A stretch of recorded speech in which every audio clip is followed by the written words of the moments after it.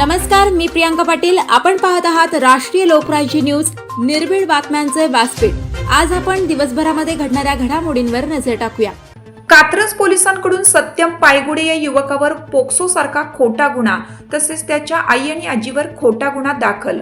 कात्रज येथील नागरिक आक्रमक, पोलीस स्टेशनवर आंदोलन. कात्रज पोलिसांकडून सत्यम पायगुडे या युवकावर पोक्सो सारखा खोटा गुन्हा तसेच त्याच्या आई आणि आजीवर खोटा गुन्हा दाखल केला आहे. त्यामुळे कात्रज येथील नागरिक आक्रमक झाले होते. त्यावेळी कात्रज येथील पोलीस स्टेशनवर नागरिकांनी तीव्र स्वरूपाचं आंदोलन केलं.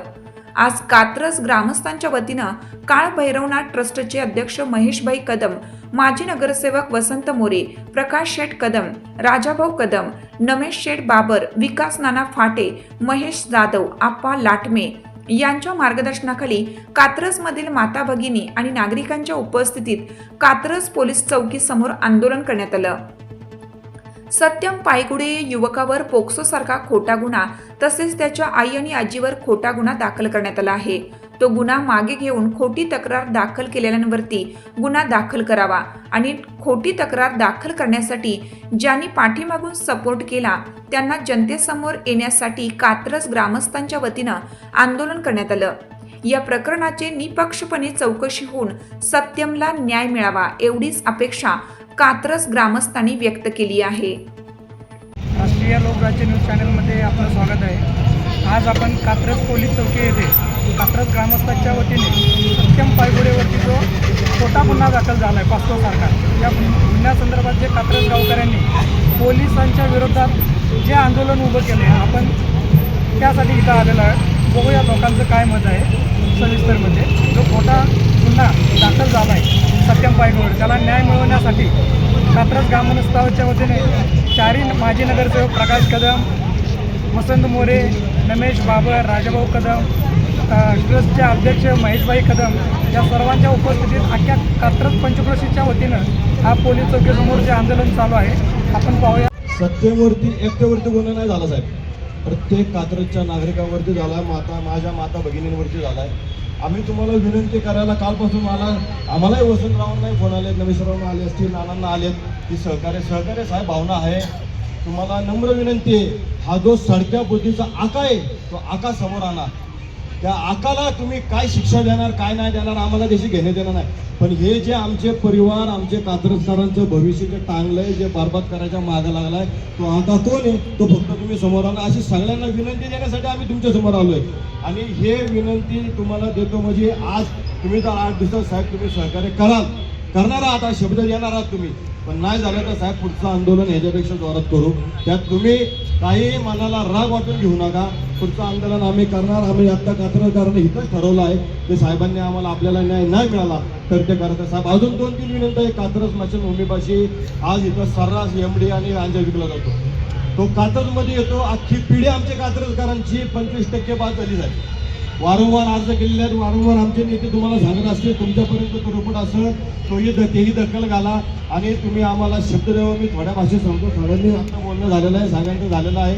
तुम्ही फक्त त्या आकाला आमच्या समोर आणा. मी परत एकदा तुम्हाला विनंती आहे, आता साहेबांनी आमच्या समोर साहेबांनी शब्द द्यावा आणि तो शब्द पाळावा ही नम्र विनंती.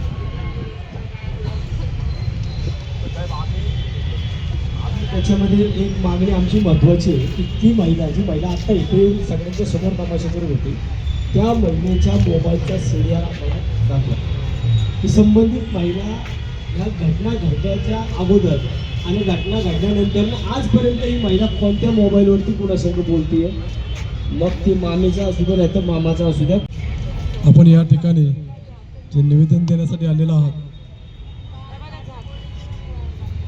गेल्या 4-5 दिवसापूर्वी पहिल्यांदा NC दाखल झाली, त्याच्यावर आम्ही NC दाखल करून चौकशी केली. त्यामध्ये आम्ही कुठल्या प्रकारचा गुन्हा दाखल केलेला नव्हता आणि चौकशी करत असताना जे काही निष्पन्न झाले त्याप्रमाणे मी कारवाई करत होतो. त्या महिलेने CP ऑफिसात तक्रार केली, पण तो गुन्हा दाखल झालेला त्याची चौकशी आमच्या DCP मॅडमला सांगितलं आहे. तात्यांना पण माहीत आहे की चौकशी करायची, त्यात अटक करणारा काहीच नाही. जे खोटा गुन्हा निघाला तर खोटा गुन्ह्यावर दाखल झाला त्याचा बिल प्रोसिक्युशन. मला सांगा ना, कोण महिला पुढे येईल चांगली गोष्ट सांगायला सुद्धा नाही येणार साहेब कोण? तेव्हा तुम्ही न्यायच करावा ही विनंती आहे. आणि ह्याच्या मागं कोण आहे साहेब ते आम्हाला पाहिजे. मग ह्याच्या मागे कोण आमदार आहे का? नाही सांगा ना. आमदार खासदार कोण गृहमंत्री त्यांचे फोन आलेत का? मग एवढं मोठं आहे तो? नाही एवढं मोठं वरच्या लेवलला गेलं म्हणलं एवढं मोठं आहे का तो? तेवढं तरी कळून द्यावं साहेब. आमच्यापेक्षा जर का कोण मोठं असेल, अहो तुमच्याकडनं नाही झालं साहेब, मग तुमच्या आमच्यापेक्षा वरचा कोण तो आहे? मुलींनी मग ह्या महिला कोण आहेत? हा, चौकशी असती का नाही? का नाही त्या वाल्मिक कराडवर 302 दाखल झाला आजपर्यंत? ताडाच का त्याला म्हणजे खंडनीच का? अहो साहेब इथंच नाही, ह्याच महाराष्ट्रात राहतोय आम्ही बेळगावला नाही, आम्हाला वागणूक बेळगावची आहे. असं नका करू. तुम्ही जर संतीच्या लेकरासारखं करणार असाल तर आम्हाला बी विषय साहेब वेगळे करता येतात. आणि जे बी आहे अवैध धंदे चालले साहेब ते बी बंद करा. फाट्याळीमध्ये बदनामीकारक एवढे विषय चालले की कुणी येते रात्रीचे तलवारी काढते, रिक्षा फोडते, काय करते, ह्याच्यावर काय केलंय साहेब आजपर्यंत?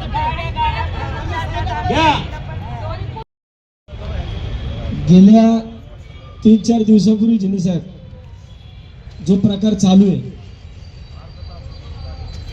की एका निष्पाप मुलाला, जो 22 वर्षाचा शालेय विद्यार्थी आहे, कॉलेजला जातो, आई वडिलांचा एकुलता एक आधार आहे, वडील नाही आहेत त्याला, आजी आणि आई मिळून त्याचा सांभाळ करतात, आणि जो प्रकार घडलाच नाही अशा प्रकारामध्ये त्याच्यावरती आज पॉस्कोचा गुन्हा दाखल झाला. त्याच्यावरती 354 झाली आहे. आईनी आजीने मारहाण केली म्हणून त्यांच्यावरती पण गुन्हा दाखल झालाय. आणि हे सगळं विशेषतः निवेदन दिल्यानंतर झाले.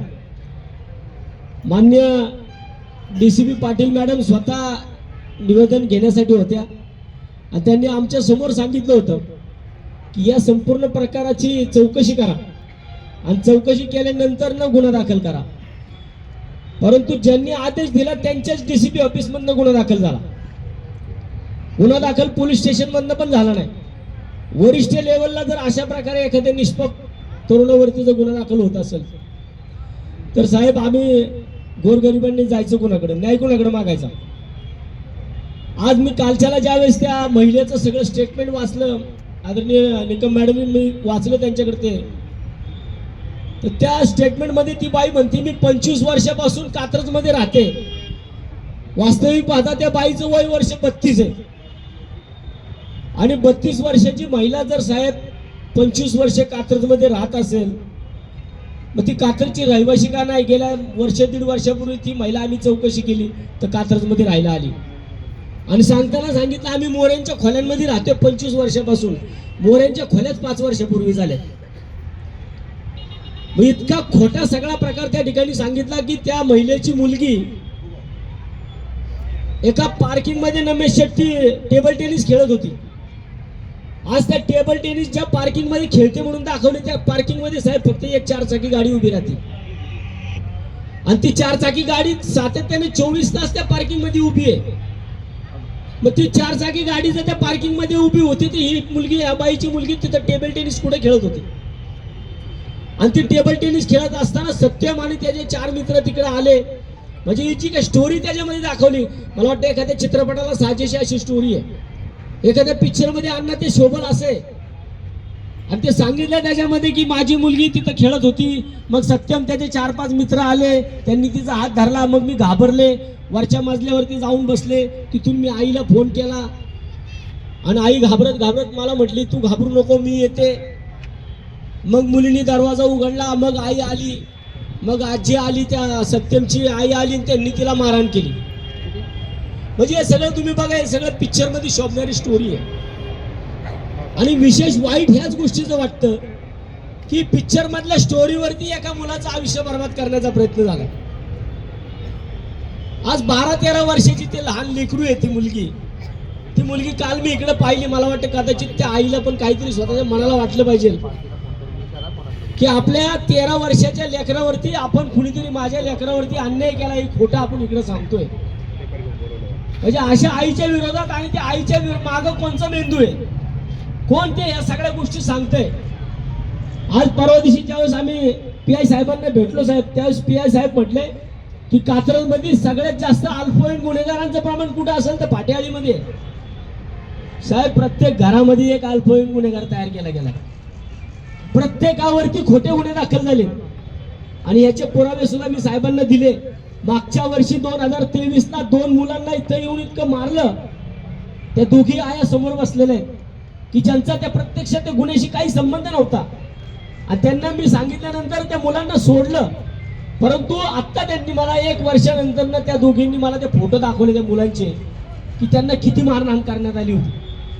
मग असं कोणतरी सांगत असेल आणि एखाद्या गरीबाच्या मुलाला आणायचं, त्याला बदडायचं आणि अशावरती गुन्हे दाखल करायचे. साहेब, हे चांगलं नाहीये. अख्खा महाराष्ट्र आज आपण पाहतोय सगळ्या मीडियावरती, अख्खा महाराष्ट्र ओरडतोय त्या वाल्मीकरांवरती गुन्हा दाखल करा, तिथं मर्डरचा गुन्हा दाखल होत नाही. पण एक महिला फक्त एवढे येऊन सांगती की मला जर आज गुन्हा दाखल झाला नाही तर मी आत्महत्या करणार आणि गुन्हा दाखल होतो. मग सत्यमच्या आईने का इकडे पेट्रोलचं कॅन घेऊन बसायला पाहिजे होतं ना? आजीने का इकडे फाशी घ्यायला पाहिजे होती का? की आमचा हा एकुलता एक आधार आहे, तो जर जेलमध्ये गेला तर आम्ही काय करणार? आज पॉस्कोला जामीन लवकर होत नाही. साहेबांनी सगळे आम्हाला शब्द दिलाय की आम्ही इन्व्हेस्टिगेशन करू. पण साहेब, हे इन्व्हेस्टिगेशन करत असताना, ह्या तपास करत असताना ह्याची लवकरात लवकर तपास झाला पाहिजे. तर आम्हाला त्या मुलाला कुठेतरी आम्ही रिलॅक्सेशन देऊ शकतो साहेब. तर तो मुलगा कुठेतरी त्याच्या आईला सांगू शकत नाही. तर भविष्यामध्ये मी आता गावामध्ये पण बोललो, जर त्या मुलाचं लग्न होणार असेल पुढं काळ कधी काही वर्ष 2-3 वर्षांनी आणि जर कुणी बॅकग्राऊंड काढले की मुलावरती काय गुन्हा दाखल आहे, तर मुलावरती लहान अल्पवयीन मुलीवरती विनयभंग केला असा गुन्हा दाखल, कोण अशा मुलाला मुलगी दिली? त्याचं पुढचं खर्च काय होणार? त्याच्या शाळेमध्ये कॉलेजमध्ये त्याला बसून देणार? आजी मेल्याचं दुःख नाही, पण काळ सोपवला नाही पाहिजे. जो सत्यम पायगोडेवरती खोटा गुन्हा दाखल केलेला आहे पोलिसांनी, त्याच्या निपक्ष चौकशीसाठी जे कात्रज ग्रामस्थांनी आंदोलन केलं होतं त्या आंदोलनाला यश येवो आणि सत्यमला आणि त्याच्या आजीला न्याय मिळो एवढीच अपेक्षा. मी दीपक सरगर, पुणे प्रतिनिधी, राष्ट्रीय लोकराज्य न्यूज चॅनल. स्वारगेट पुणे प्रतिनिधी दीपक सरगर. पुणेकरांनो, आपण साखरपुडा, लग्न, रिसेप्शन, वाढदिवस, शैक्षणिक, सांस्कृतिक, शासकीय कार्यक्रम, सत्कार समारंभ अशा अनेक कार्यक्रमांचे आयोजन करत आहात. येणाऱ्या अतिथींचा, मान्यवरांचा पुणेरी पद्धतीने मानसन्मान करायचा आहे तर वाट कसली पाहताय? सर्व प्रकारचे फेटे, पगड्या, मूर्तीचे ड्रेस, छत्री, अवदागिरी पासोड्या, विविध प्रकारच्या टोप्या अतिशय सुंदर बांधणी केलेले वेगवेगळ्या व्हरायटीज मध्ये उपलब्ध असून खंदारे पेठेवाले यांचे स्वतःचे मॅन्युफॅक्चरिंग युनिट असून हे डिस्ट्रीब्युटर असल्याने आपल्याला उत्कृष्ट कारागिरीमध्ये होलसेल दरामध्ये सर्व्हिस उपलब्ध असून याचा ग्राहकांनी व्हिजिट व कॉल करून आपली ऑर्डर त्वरित बुक करून आकर्षक सवलतीचा लाभ घ्यावा. पुणेकरांसाठी सर्व प्रकारच्या पगड्या व फेट्यांचा खजाना, ठिकाण एकमेव खंदारे फेटेवाले, 545 रविवार पेठ, सोन्या मारुती चौक जवळ, पुणे 2. ऑर्डर बुकिंग साठी संपर्क 9890 25 56 87 90 75 02 92 88. कस्टमरला माझी एकच रिक्वेस्ट आहे की आम्ही सर्व प्रकारच्या सर्व्हिस तुम्हाला प्रोव्हाइड करत आहोत काय, आणि आश्चर्यकारक स्वस्त आहेत, वाजवी दरामध्ये आहेत. आणि इथे आल्यानंतर एकच बेनिफिट आहे की तुम्हाला इथे आल्यानंतर ग्रूमसाठी लागणाऱ्या ज्या काही गोष्टी आहेत त्या सर्व एकच ठिकाणी तुम्हाला भेटणार आहे आणि तेही एकदम रास्त दरात भेटणार आहे. मार्केटपेक्षा नक्कीच आपल्याकडे सर्व गोष्टी स्वस्त आहेत. त्याच्यामुळे तुम्हाला इथे आल्यानंतर तुमचा वेळ आणि पैसा हे दोन्ही गोष्टी वाचल्या जाणार आहेत. आणि ऑल आयटम म्हणजे तुम्हाला लागणाऱ्यापासून नवरदेवाच्या फेट्यापासून तर अगदी मोजडीपर्यंत सर्व प्रकारचे सर्व गोष्टी आपल्याकडे इथे एकच ठिकाणी तुम्हाला अवेलेबल होणार. ताज्या बातम्यांसाठी आणि अपडेट्ससाठी राष्ट्रीय लोकराज्य न्यूज चॅनलला सबस्क्राईब करा, तसेच लाईक आणि शेअरही करा.